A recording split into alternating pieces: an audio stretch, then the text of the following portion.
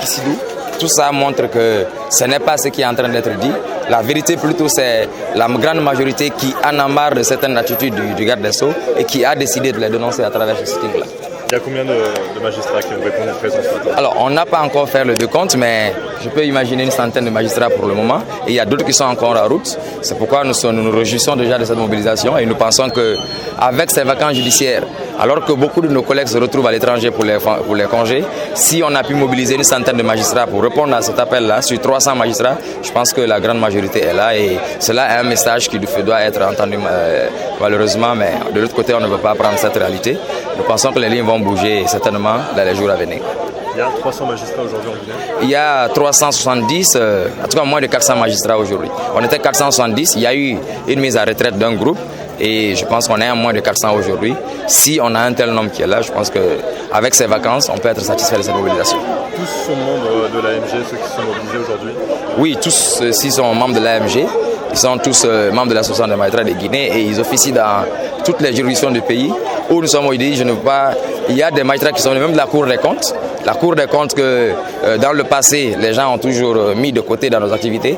Mais on a vu après à peine 3 magistrats de la Cour des comptes. Et je pense que cela est un signal pour dire que même ceux-ci qui ne sont pas dans l'ordre judiciaire, ils sont en train de faire passer un message pour dire attention, la maison est en train de prendre une direction qui n'est pas la bonne et il faut qu'on y prenne garde.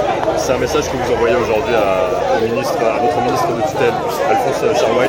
C'est le faire comprendre que les petits groupes ou les petits copains qui sont autour de lui, qui lui font croire que les juridictions fonctionnent, sont en train de le tromper.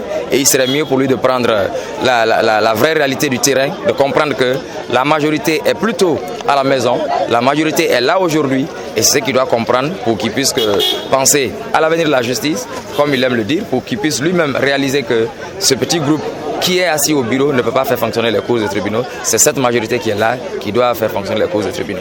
Alors la justice fonctionne au ralenti en ce moment, c'est les vacances judiciaires, encore jusqu'au mois d'octobre.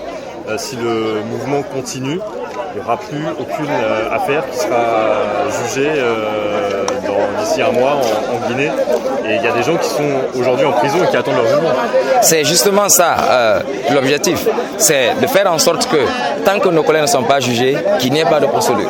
Parce que nous avons posé ce préalable. Il y avait la possibilité de faire lever ces suspensions, mais ils ont décidé de se soumettre à la décision du CSF. Nous n'avons pas trouvé à redire. Nous attendons cette décision, mais en attendant que cette décision soit prise, nous avons décidé de maintenir ce mode de débrayage pour nous faire entendre davantage, pour que les gens comprennent que l'indépendance de la justice, ce n'est pas pour les magistrats, mais c'est pour les citoyens eux-mêmes. Les citoyens qui sont en prison, qui doivent être jugés, qu'eux-mêmes, pour leur sécurité, ils ont besoin que la justice soit indépendante, que la justice ne reçoive d'ordre de nulle part, que des actes ne soient pas posés pour intimider des magistrats à rendre une décision en faveur d'une ou de telle autre personne. Il y a urgence pour le cours normal de la justice qui doit reprendre au mois d'octobre de résoudre ce conflit entre le ministre et les magistrats.